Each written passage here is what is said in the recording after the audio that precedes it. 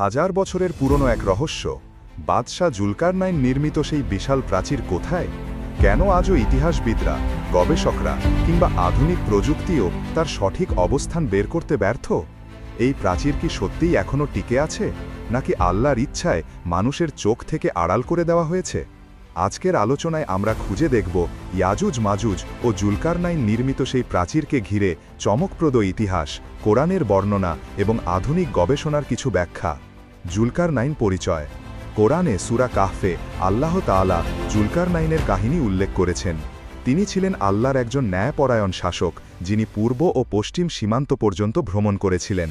তিনি শুধু একজন রাজা ছিলেন না, বরং ছিলেন ন্যায় বিচারক, আল্লাহর প্রতি ঈমানদার এবং অসহায় মানুষের রক্ষাকর্তা। মানুষ যখন ইয়াজুজ মাজুজের অত্যাচার থেকে মুক্তি চাইল, তখনই জুলকারনাইন তাদের সাহায্য করল। ইয়াজুজ মাজুজ কারা? ইয়াজুজ মাজুজ হল এমন এক জাতি যাদের সম্পর্কে কোরআন ও হাদিসে বহুবার উল্লেখ আছে। তারা অগণিত সংখ্যক, ধ্বংসাত্মক স্বভাবের আর মানুষের সভ্যতাকে ধ্বংস করে দেওয়ার ক্ষমতা রাখে। কিয়ামতের আগে তারা প্রাচীর ভেদ করে বের হবে এবং পৃথিবীতে ভয়ঙ্কর ফিতনা সৃষ্টি করবে। রাসূল সাল্লাল্লাহু সাল্লাম বলেছেন, ইয়াজুজ মাজুজ প্রতিদিন প্রাচীর ভাঙার চেষ্টা করে, কিন্তু আল্লাহর ইচ্ছায় তারা সফল হতে পারে না যতক্ষণ না আল্লাহর নির্ধারিত সময় আসে। জুলকারনাইন এমন একটি উপত্যকায় পৌঁছালেন যেখানে দুই পাহাড়ের মাঝখান দিয়ে ইয়াজুজ মাজুজ অন্য অঞ্চলে হামলা করত। সেখানে মানুষ এসে বলল, হে জুলকারনাইন, আমরা তোমাকে কিছু পারিশ্রমিক দেব, তুমি কি আমাদের জন্য একটি বাঁধ তৈরি করে দিতে পারো? তিনি বললেন, আমার কাছে আল্লাহ যে ক্ষমতা দিয়েছেন তা যথেষ্ট, তবে তোমরা শ্রম দাও, আমি তোমাদের সাহায্য করব।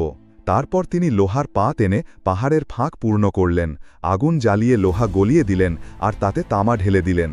ফলে তৈরি হলো এক অটুট প্রাচীর, যা ইয়াজুজ মাজুজের জন্য অতিক্রম করা বা ভেদ করা অসম্ভব হয়ে গেল। এখন প্রশ্ন হল, কোথায় সেই প্রাচীর? ইতিহাসবিদরা বিভিন্ন মত দিয়েছেন। কেউ বলেন এটি ককেশাস পর্বতের দারিয়াল গিরিপথে, আবার কেউ বলেন জর্জিয়া ও আজারবাইজানের মাঝামাঝি জায়গায়। আরেক দল গবেষক দাবি করেন এটি কাস্পিয়ান সাগরের কাছাকাছি কোনো অঞ্চলে। মঙ্গোলিয়া বা মধ্য এশিয়ার ভেতরেও অনেক প্রাচীর ও দেয়াল পাওয়া গেছে, যেগুলোকে অনেকে জুলকারনাইনের বাঁধ বলে মনে করেন। কিন্তু সমস্যাটা হল, আজ পর্যন্ত কোনো প্রত্নতত্ত্ববিদ বা গবেষক নিশ্চিতভাবে বলতে পারেননি, হ্যাঁ, এটিই সেই প্রাচীর। এমনকি স্যাটেলাইট ইমেজিং এবং আধুনিক প্রযুক্তিও এর সঠিক অবস্থান শনাক্ত করতে ব্যর্থ। অনেকে বিশ্বাস করেন আল্লাহ তাআলা সেই প্রাচীরকে মানুষের চোখ থেকে আড়াল করে দিয়েছেন যতক্ষণ না ইয়াজুজ মাজুজ বের হওয়ার সময় আসে। রাসূল সাল্লাল্লাহু সাল্লাম বলেছেন, কিয়ামতের আগে ইয়াজুজ মাজুজ বের হবে আর তারা পৃথিবীতে তাণ্ডব চালাবে।